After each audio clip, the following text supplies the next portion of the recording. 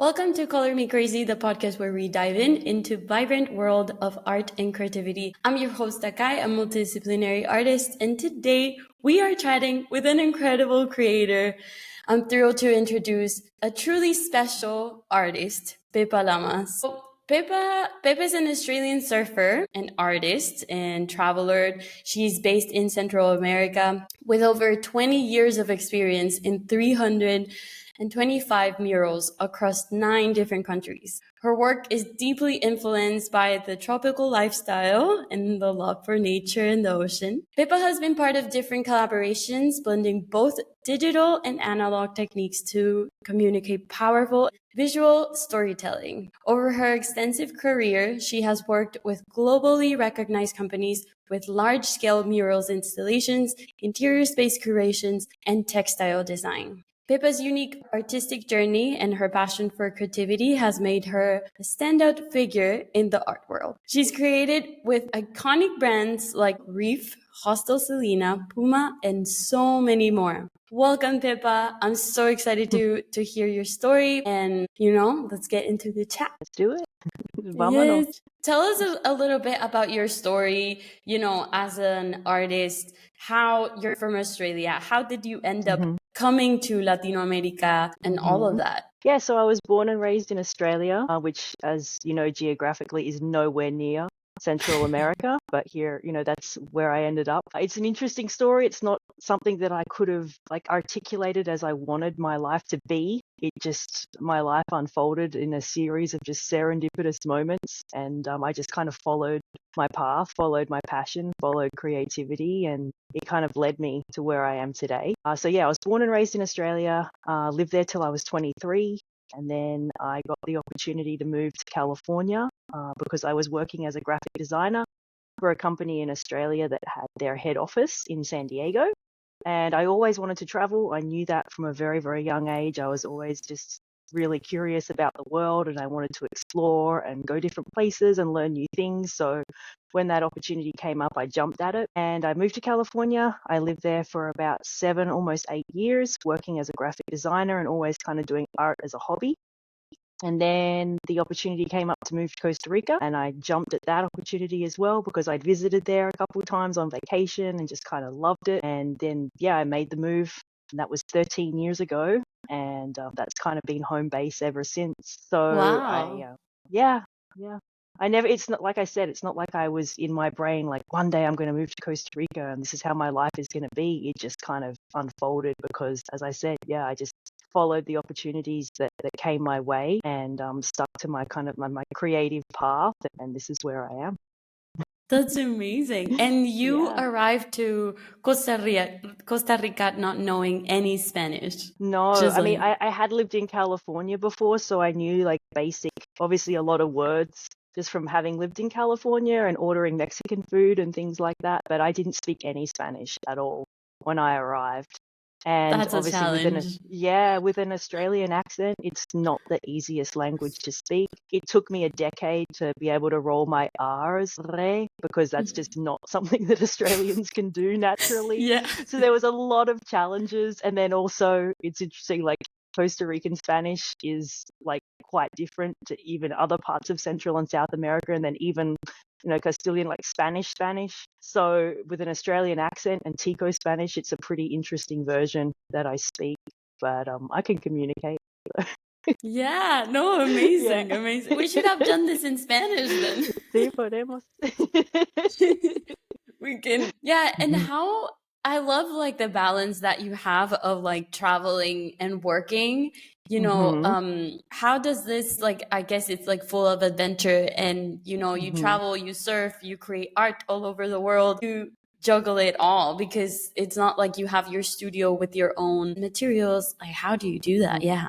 Yeah.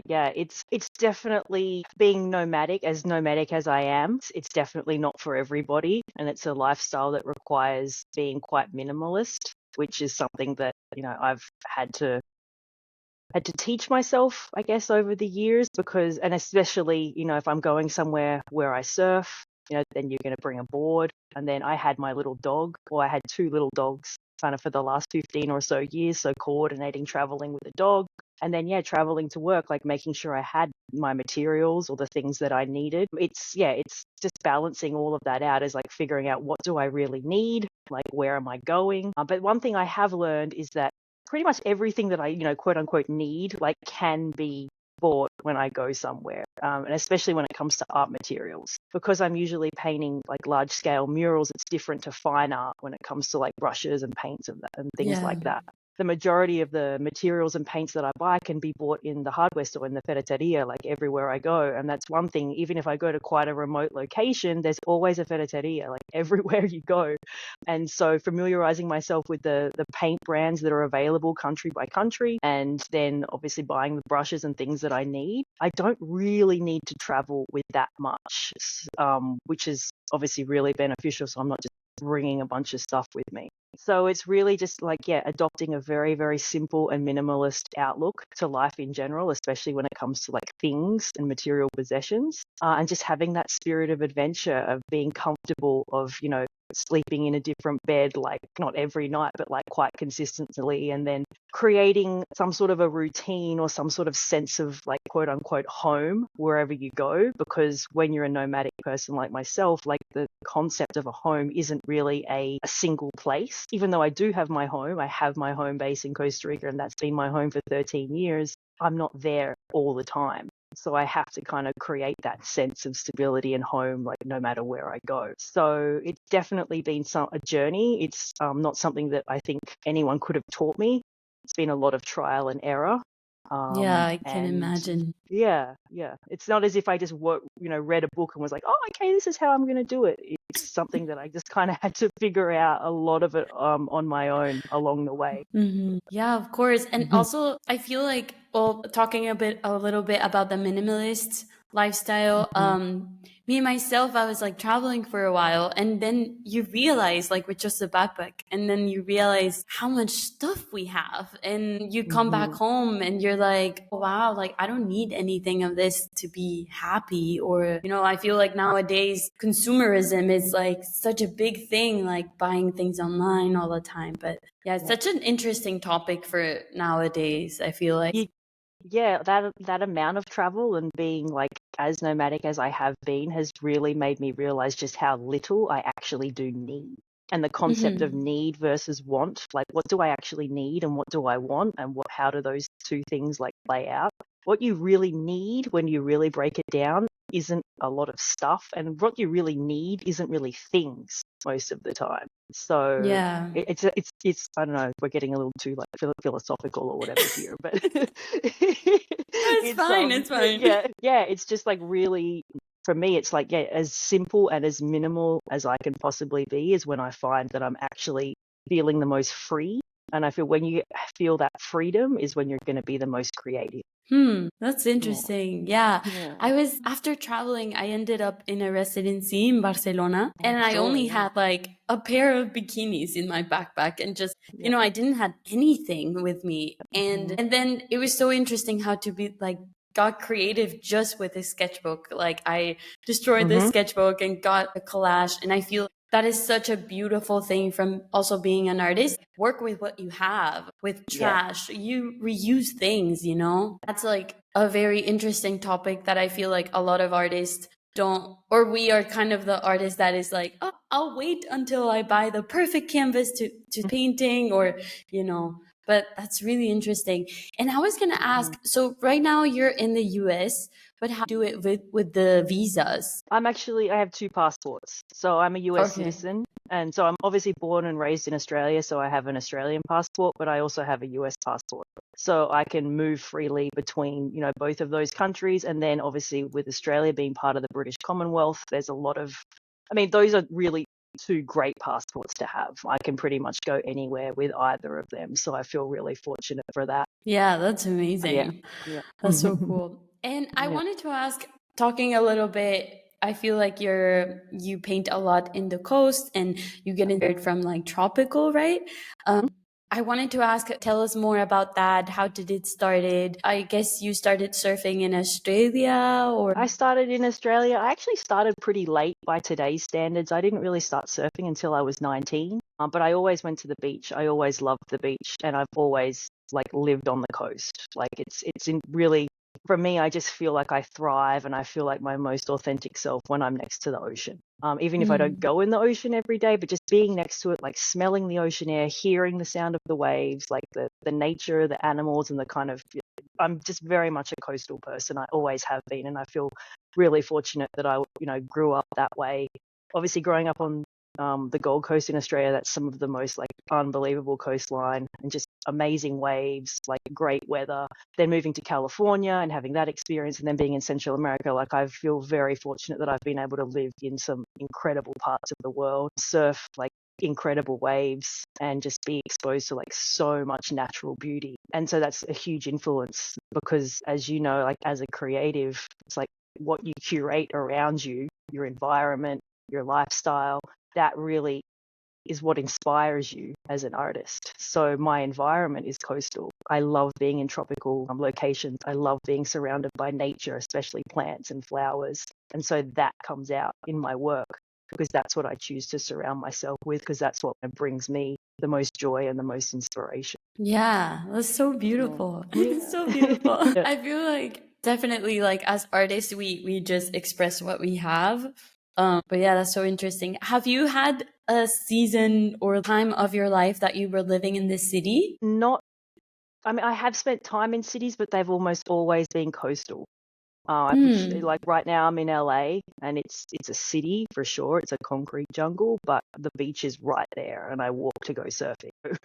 And I feel like it's nice to have that balance, because I by nature am not a city person. Like I do not thrive in this environment. I appreciate cities. I like visiting them. I feel like as an artist, it's also really important to get outside of your comfort zone and go to different places and be inspired. And especially for me in my art, don't get me wrong, I love the beach. I love being in tropical places, but there's a part of me that also needs like a different level of inspiration. Like I can't just sit on the beach and surf all day.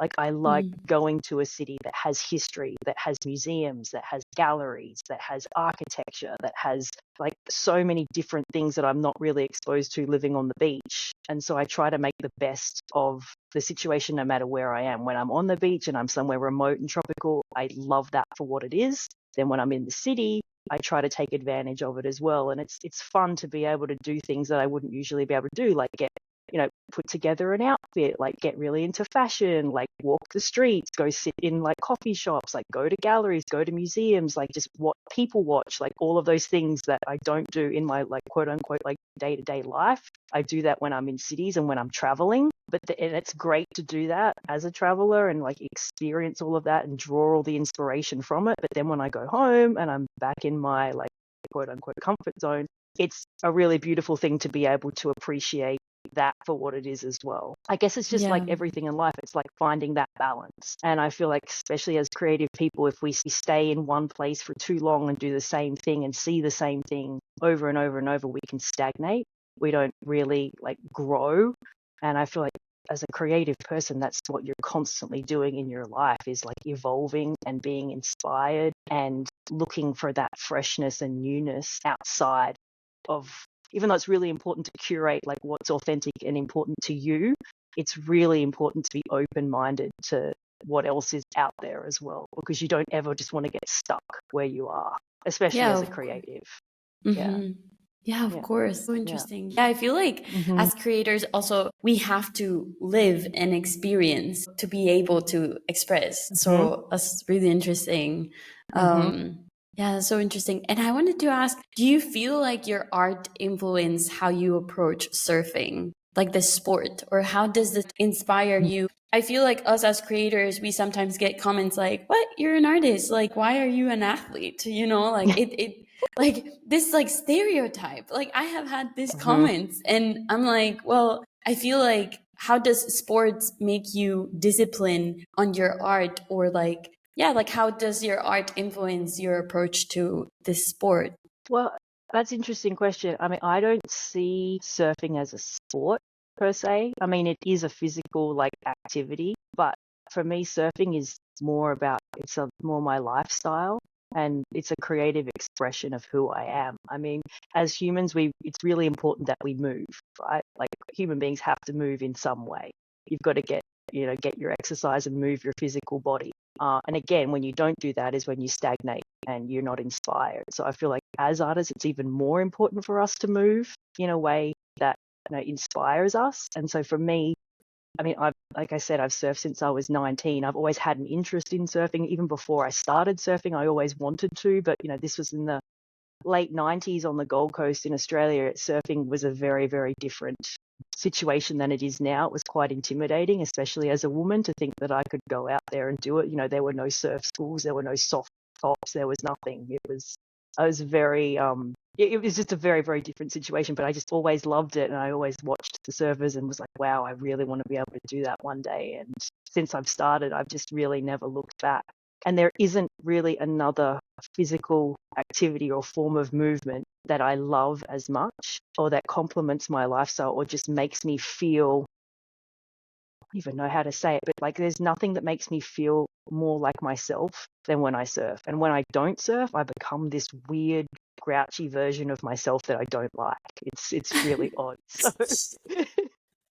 that's kind of something I've learned about myself as well. It's like I just have to do it no matter where I am, because it just there's almost never been a time in my life where I've gone surfing, gotten out of the ocean, and been like regretted it. I've always been like, oh my gosh, okay, it's like hitting a reset button. Yeah. And I feel that it's both the physical, but it's also the mental. For me, there is no better physical workout than like being paddling around, being in the ocean, being in the waves, like surrendering to nature, being in like the ocean, which is something that is so much bigger than yourself, that you will never ever have control or like power over, and just like kind of submitting and like being vulnerable to that. There's something like really special about that as well. But yeah, just there isn't anything else that like clears my mind, inspires me, and allows me to move my physical body in a way that surfing does. The closest thing that I've ever done in my life is riding horses, because horses have been a big part of my life my whole life, and it's very similar. It's that surrender to nature. It's kind of sharing or having that relationship with something natural. But it's a little bit different. Yeah, surfing's just a huge part of my life and a part of my lifestyle, and I just can't imagine who or where I would be right now if it wasn't something that I did. Something, part of who I am. Yeah, definitely. And I was gonna ask, and do you do like skating? Like if you don't have surfing? No. No, I've tried. I used to longboard, skateboard, and I could kind of do that Nice. on a flat surface or whatever. But like skateboarding is something I look at skaters with like so much admiration, because they are just a billion times cooler than I will ever be. And the things that they can do, I'm just like, wow.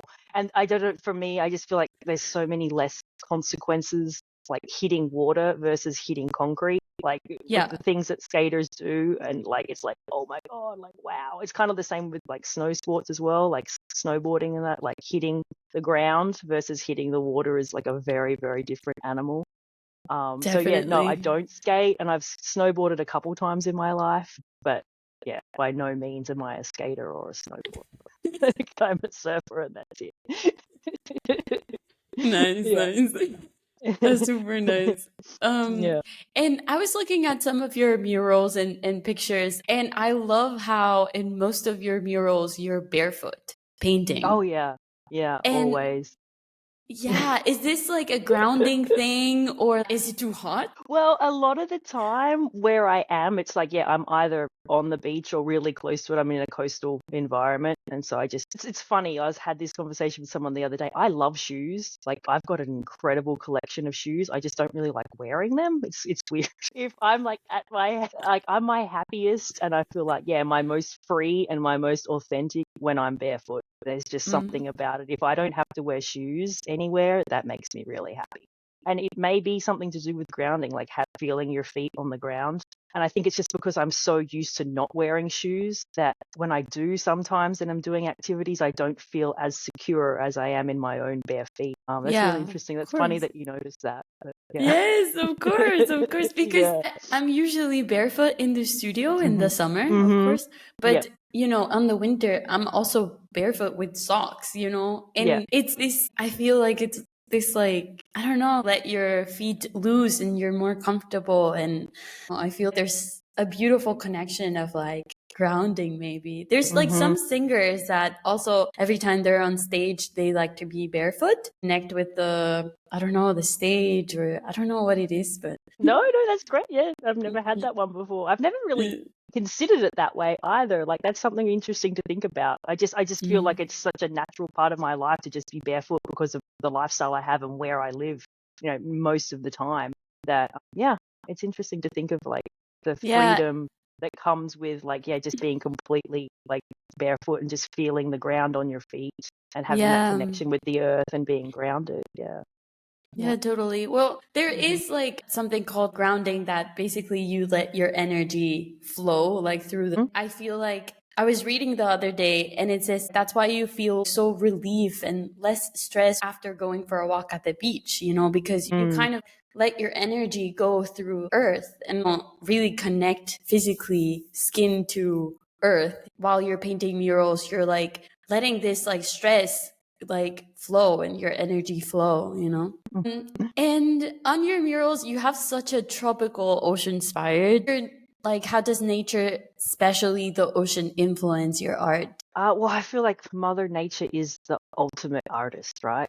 Like there's things, everything in nature, the color palettes, the shapes, the forms, the textures, everything about nature is like we cannot replicate it as humans. We will never be able to replicate that perfection. And I always try to stop and like that saying, like stop and smell the roses. Like I always try to stop and appreciate nature, like no matter where I am and where I see it, whether it's, the way the shadows move across a wall or the shape or color of a leaf or the texture of a plant. Or I take so many photos as well.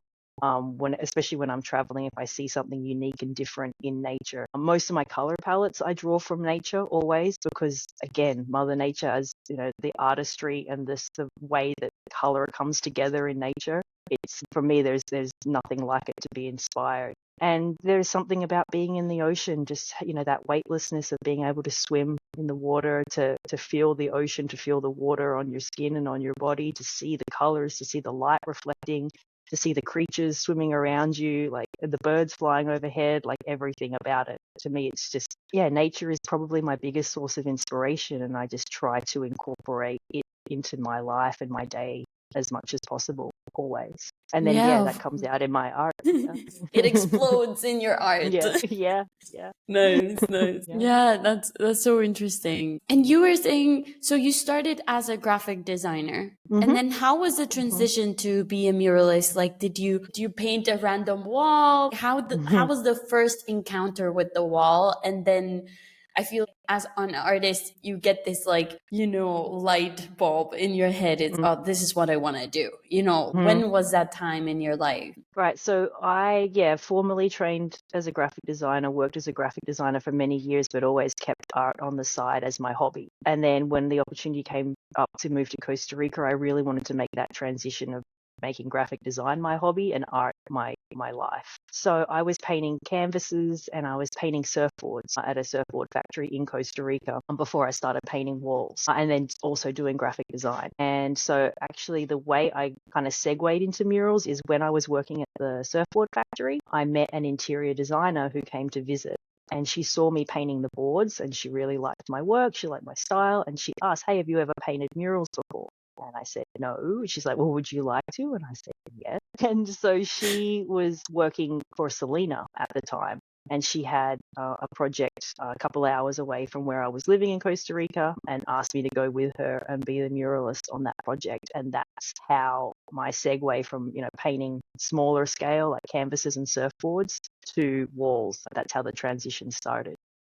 Yeah. And from the very first wall I painted, and the very first project I ever did with Selena, again, it's not something I could have articulated or chosen in my life, but I just knew that that was what I wanted to do. It was a light bulb moment. It wasn't just what I was, obviously painting murals was really special, but it was the collaboration with the creative team in pulling those projects together and creating the hostel experience with like makers, like woodworkers, guys that made stuff out of metal, the interior designers, the architects, like the entire team it was this collaborative, creative approach to making something like really unique that I really, really love. And yeah, from the first, I mean, I had a lot of imposter syndrome the first time I did it. Like my imposter syndrome was just screaming at me like, oh, you've never done this before, you're going to mess it up. Ah! But I pushed through that, and I never looked back. And Yeah. that first project like completely changed the course of my life, and it's brought me to where I am today. I'm super duper grateful for that experience, and I'm eternally grateful to my friend Ingrid, the interior designer who discovered me at the surfboard factory, because if I hadn't made that connection with her, I don't know what my life would have become. Yeah. So really, really grateful for that experience. Yeah. I have so many goosebumps. Wow. Wow, Yeah. this is amazing. Yeah, that's amazing. And then I saw that you have been working with a lot of big brands. How did it grow? You know, after working with Selena, how did these companies come up to you? Was it organically, or how did it happen, you know? It was very organic. I mean, the first wall I painted was almost 8 years ago now.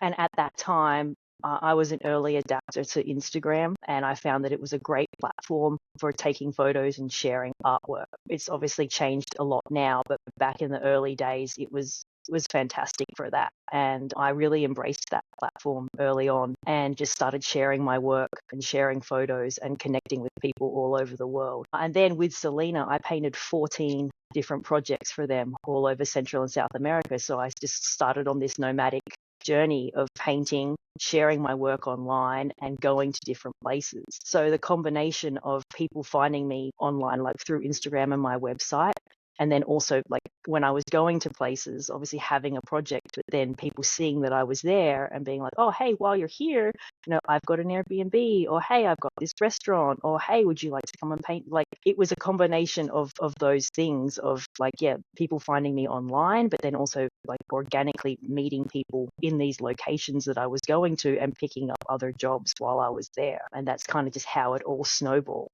So that's amazing. Yeah. That's so cool. And I wonder, like, if these locations and different cultures, how did it impact your art? Like, you arrived to Costa Rica, it's very different. The nature around you inspired. Sure. Well, I was always very inspired by my environment, and particularly when I was working, for example, like making the art for an entire hostel, for the entire space. It was looking at like a holistic approach to the entire space, and then making sure that the local environment was somehow incorporated into that. For example, when I was in Peru and in Guatemala, that have like a very, very strong artisan component to their history. And there's so many talented people there making things, you know, textiles and paints and like just creators in general. Just being like noticing like what was inherently already there in the environment, and then in a respectful way, like incorporating what was there in nature and what the local people were already doing and what was inherently part of the history of that place, incorporating it into the artwork that I was creating as well. And so it was really incredible for me to go to these different places and see this history and be exposed to these artisans and these creators and these incredible, inspiring artistic elements and components that I could then incorporate into what I was creating to make the experience. Because when you're making artwork for an entire hotel and for a space, it's experiential. It's an experience that people come in and like immerse themselves in. And so making sure that what I was creating was also complementary to the environment that I was in, that's always been really an important part of my creative process when I'm traveling, for sure. Yeah. And talking about like the places and people that, you know, you got inspired and stuff, do you have like a specific person or people, I don't know, in Peru, or like the textile artesanos, you know, that they do these amazing work? Like, did you had a conversation that really inspired you, like with these people from Latin America, you know, like Latinos and like local people?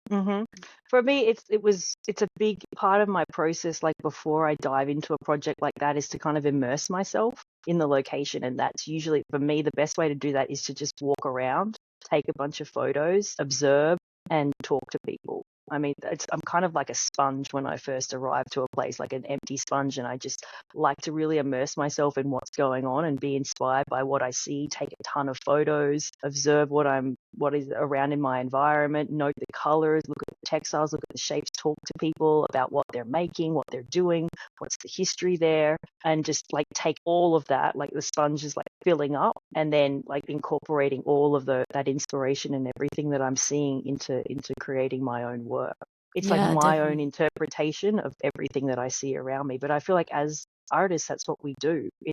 We Mhm. uniquely interpret what's going on in our environment. And that's our own unique expression creatively based on the inspiration that's around us. Yeah, definitely. And I was gonna ask, like, what has been your like biggest challenge, working as a freelancer? Like, I don't know, this project, it was so hard, or legal stuff, or maybe the wall was too tall, and I don't like what challenge has been like part of your journey that we can learn. Yeah, I feel like as creative people, the biggest challenge in general, if you're a commercial artist like I am, like you're making a living from your art and you're taking commissions and you're working with clients, I feel like it can be very, very challenging for us to, what's the word? I feel like it can be easy for a lot of people that perhaps aren't creative to devalue what we do.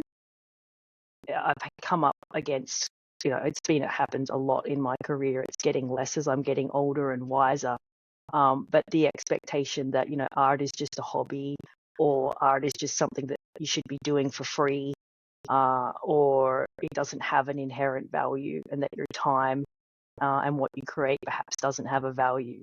And this isn't everybody, of course. This isn't every client, but it's a challenge that I know a lot of young creatives tackle. And it's also becomes it can be difficult because when you put so much of yourself into creating something, it can be also very difficult to put a price on that and then stand by what you think that that's worth when there's people that are just inherently going to tell you that it doesn't have value, or try to devalue your time and your creativity. So that's definitely something that has come up, especially as a commercial artist. And it's unfortunately just part of being a creative, is just overcoming that starving artist mentality and that mindset that our work and our creativity isn't a real, like, quote unquote job. Does that make sense? Has that been something you've experienced too? Yeah, definitely. Yeah, definitely. Oh, Mm-hmm. exchange of things, or yeah, definitely. Yeah.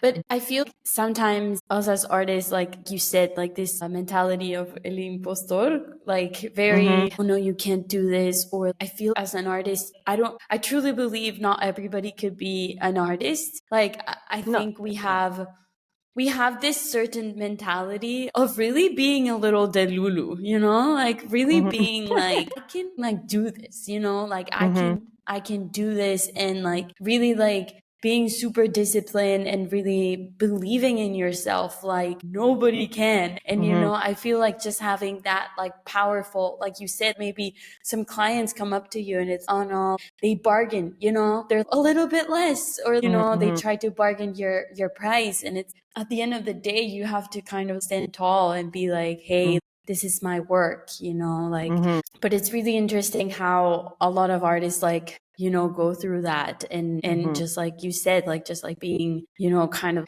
put your foot down, and be like, Mm-hmm. hey, this is my job. Yeah. It's Mm-hmm. really, really interesting. Mm-hmm. And I was just gonna ask, nowadays I feel like the world needs a lot of sustainability and, recycle stuff. And us as creators, we use a lot of materials. And do you in some way incorporate some eco-friendly practices in your work, or like any tips for artists out there to be a little bit more sustainable with their work into the world? Do you do like anything eco-friendly, or try to? Yeah, there's been quite a few projects in my life actually where I have upcycled or used materials, like found objects that are available on site.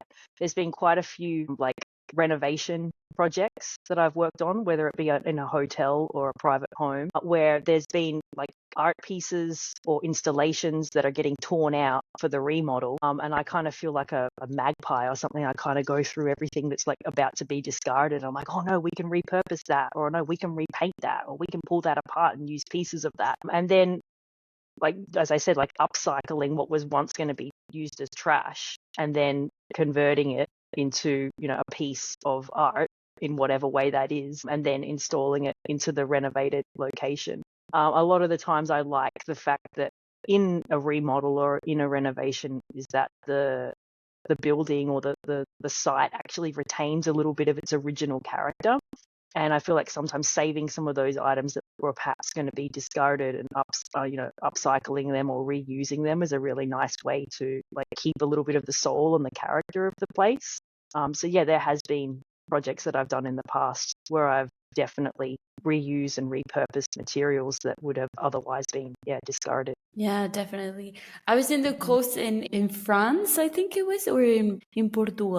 I don't remember, but we were in a restaurant and there's this group of artists in the coast of Europe that are doing, they recollect trash from the beach and then do these. Such an inspiration. I saw that and I was like, it seems. And then I got into like such a big investigation of how I didn't know, but like surfers were the first ones to kind of like tell to the world, like, hey, the trash, in the ocean. They were like the first ones. It's like quite interesting how as surfers, we kind of like, started to protest and make a voice out there of like, hey, our playgrounds are full of trash.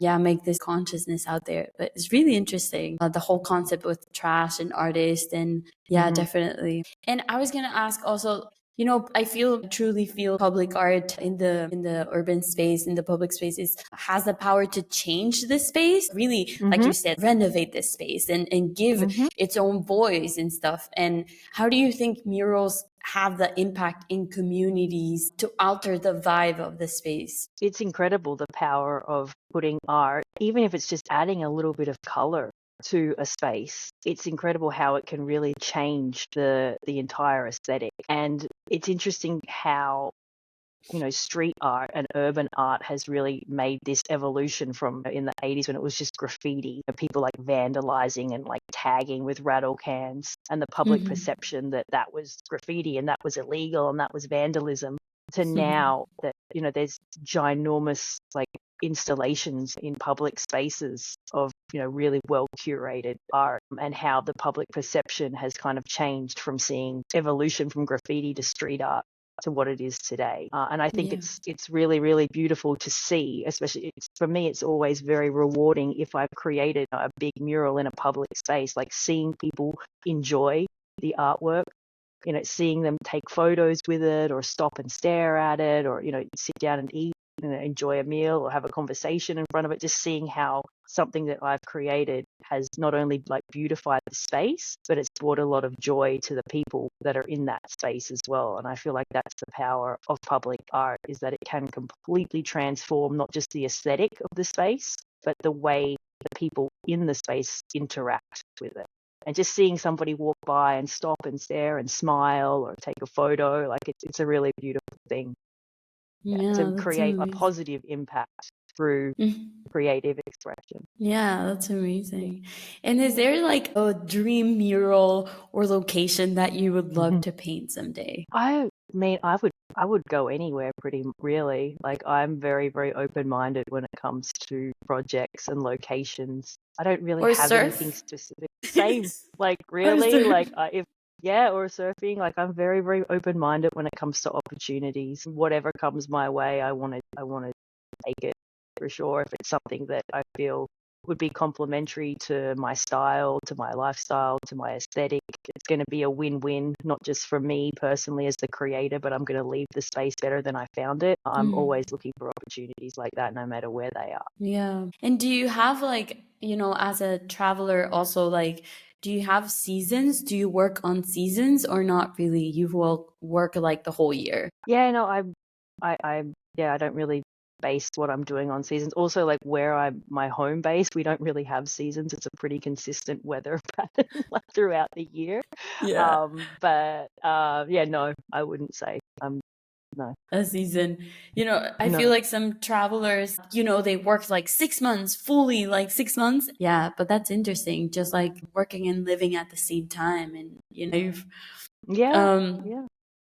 and, I feel like living the dream means different things, to different people. But for you, like, what does it truly mean? How does your art, fit into that vision, in this lifestyle that you have? I mean, for me, the ultimate goal really is just freedom and happiness, really. And so if I can continue to live a life that is, within reason, like gives me the freedom to create something that makes me happy and then also makes the people around me happy, that's really living the dream.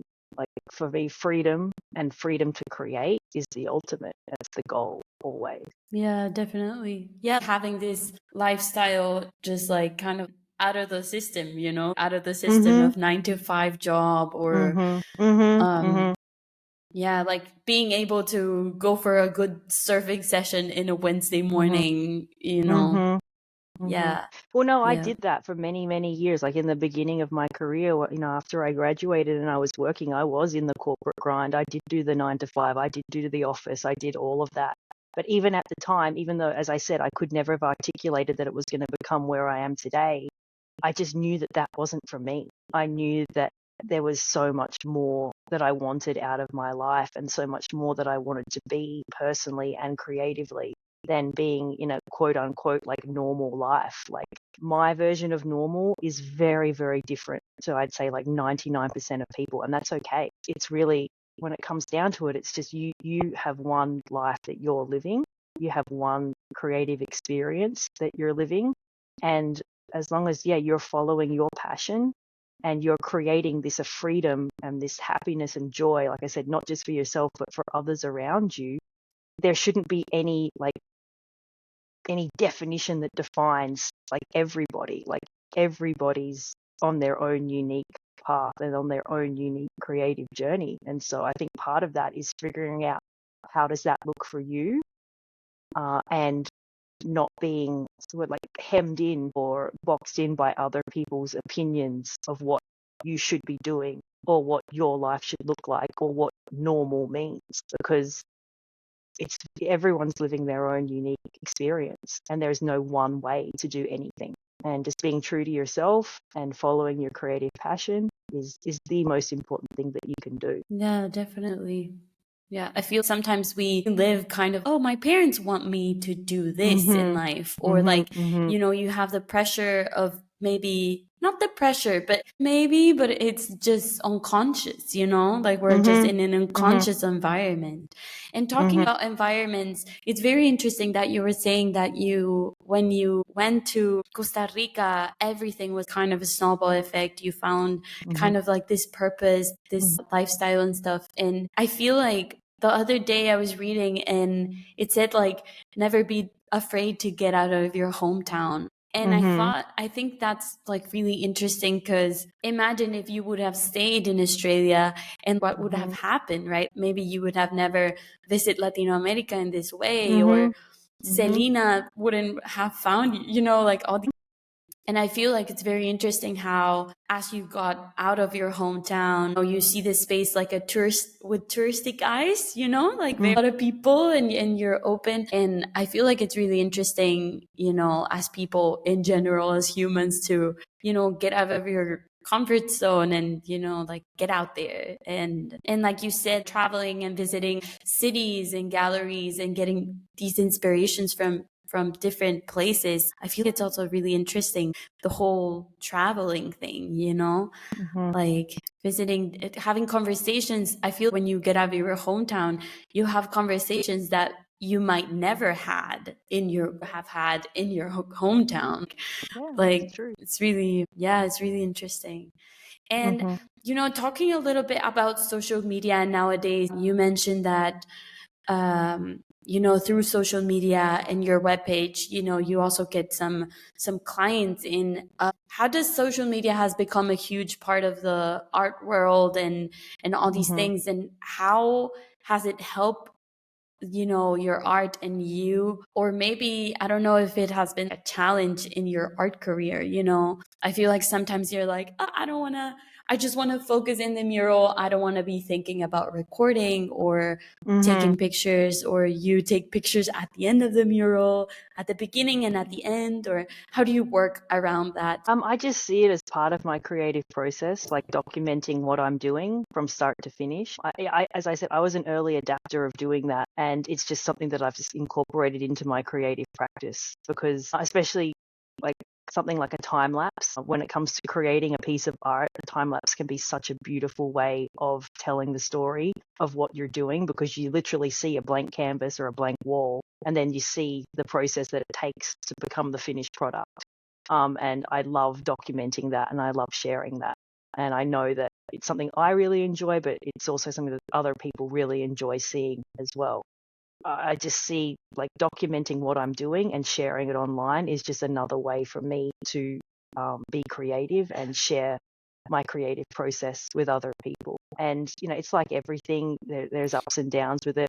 And as I said, Instagram, for example, has become a very, very different platform than what it was in the early days. It's changed a lot, but you know what? The only constant in life is change, and things evolve. And it's just a matter of like being part of that evolution and making it work for you, however that looks. So yeah, I've definitely, especially recently in the last couple of years, I've kind of hit a wall with like social media and become a little bit over it and just seeing the way the algorithm has changed and all of those kind of things. But as long as you're staying true to to who you really are and what you're creating and sharing that with your audience and sharing that with the people that follow you and have an interest in what you're doing and you're doing it in an authentic way that feels good to you and makes, again, like for me, it's always about a win-win. Like obviously you want to fulfill yourself creatively and like create happiness for yourself, but if you're creating that for other people, that's really the goal, is that it's a shared experience and that it's a win-win situation for everybody. And so that's something whenever I get a little bit down and I'm like, I don't want to post, like it feels like work, it's just like making it happen in an authentic way that feels good to me and that I know that other people are going to enjoy seeing as well. Because I think as creatives, we can also forget that what we do and the process of creating something is very unique and it's not something that everybody can do. Like I'm so used to be able to walk up to a wall and paint a mural now that it's just become second nature to me. But again, like 99% of people in the world don't have any comprehension of being able to do that. And so like taking yourself out of the equation and realizing that like, okay, this is just a regular day for me, but this is really, really awesome and interesting and inspiring for others. Like sometimes just reminding yourself of that's something that may be, yeah, quote unquote normal or mundane to you is actually going to bring a lot of joy and inspiration to others. So sharing that, I think, is really, really important. And that's what Yeah. social media should be, right? It's like a way of socializing with people. And I try to remember that as well, is that I've connected with so many talented people all over the world. Like I follow so many great artists and people that I perhaps would never have met in real life. We would never have crossed paths because of geography or like other factors. And I've been able to connect with them and watch them work, be inspired by what they do. And then if I'm lucky enough when I travel, meet them in person. And like that's something that's really, really cool as well. So of course it's like it's easy to be like social media is this and that and it's all bad. But if you just try to remember that there are actually a lot of positive aspects to it, and it's a great way to connect with, other like-minded people and share your process and inspire each other, it can actually be a really positive thing. It's just, again, it's just the way you choose to look at it. Yeah, yeah. Well, this is how we connected, right? Like, Exactly. Like we would yeah, not be having this conversation right now if it wasn't for social media. And I have to remind myself that a lot because it's like, wow, like we would never have met any other way. So it's yeah, actually a really positive thing. yeah, definitely. Who knows? Yeah. Maybe you come to Mexico to surf. Yeah. Well, I'm coming to Mexico in a couple of days, but I'm going to be in Cabo, so we're not going to be close. But No yeah, way. I'm going to spend Christmas in Cabo. But it's been a long time since I haven't spent any like real time in Mexico for, gosh, probably like 15 years. And I would love, love, love to come back. I need to come back. Like, I need some Mexico in my life for sure. So... I need tacos. Yeah, always. It's like my number one favorite food on the planet. If I could only eat one like style of food for the rest of my life, it would be Mexican, like without a doubt. Like, yeah. So good. Way to go, way to go. Yeah. That's so funny. And talking about Mexico and, you served, you're from Australia, that ocean is quite cold, I feel like. I'm not 100% sure, but, wearing a wetsuit most of the time, and also in the US, like, how is it for you surfing in like warm waters? Oh, where I'm from in Australia, it's warm pretty much all the time. Yeah. And so, yeah, actually moving to California was I'll never, ever forget the first time I surfed when I moved to San Diego. I was in a wetsuit, and I'll never forget that first duck dive where I just had, like, it felt like someone had a hammer and was just bashing my head. It was so cold. And I remember thinking to myself, like, oh my God, what have I done? Like, why did I do this? But yeah, and again, it's interesting with surfing, like people that have grown up surfing in California, they're so used to having a wetsuit that it's just second nature to them. It's just what you do. Yeah. Whereas I didn't have to wear a wetsuit, and then I did. And now obviously in Central America, I don't. So it's always like I'm very reluctant to put it on. I'm like, I don't want to wear a wetsuit. But again, it's like what I said earlier. I know myself well enough now that if I don't surf, I become this like weird, grouchy version of myself. And I don't want to be that way. So I have to. I'm putting on that wetsuit and I'm getting in the water. Like yesterday, for example, I went surfing. The water's like 13 degrees Celsius. Like, no way. Yeah. That's like where I surf at home, like regularly, it's more than double that. Like, so it's a huge transition to have to do that. But I'm also like thinking to myself, well, this is my ice bath for today. Like, you know how ice baths are like this trendy, like wellness thing right now. I'm like, I don't even have to go in the ice bath. I'm just going surfing. It's like a double. So I don't love wearing wetsuits, but I also don't love being the version of myself when I don't surf. So it's just like that compromise in life. Yeah, definitely. And when I surf here, it's interesting. You see like seals and sea lions and like other sea creatures that you wouldn't see in a tropical place. So it's always like, it's, it's so making the most of it. Yeah. And do you still do paint surfboards, or I haven't just for a while. Yeah. Yeah, I haven't painted surfboards for a while, but I'm open to doing it again for sure. Yeah. You should. It was a great. Yes. Yeah. No, I know I should. I would actually really like to get back into it. I'm actually feeling a call. It's interesting that you brought that up. It's like I've spent, like, as I said, like the last 7, almost 8 years, like on this mural track, which, the larger scale, the big walls, and a lot of traveling. And creatively, I'm actually feeling the call to kind of like shift gears a little bit and focus more on us having a studio practice and painting some smaller scale pieces, and that would include surfboards. So I feel like that is definitely going to come up in my future, is like making that transition from going from the big scale back to like some smaller scale pieces and seeing how that comes out as well. And I'm really excited to do that, actually. Please do a surfboard. Yeah. Like, I want a surfboard from you. That would be amazing. Yeah, that'd be so cool. Yeah, definitely. Yeah. You have to. Go with your intuition. You have to. And I feel like yesterday I was talking to another artist, Muralist also, and she was the same. She was like doing a lot of murals, and she wants to focus a little bit more on like the studio, working with like galleries maybe, and selling, smaller pieces. But I feel like it's very interesting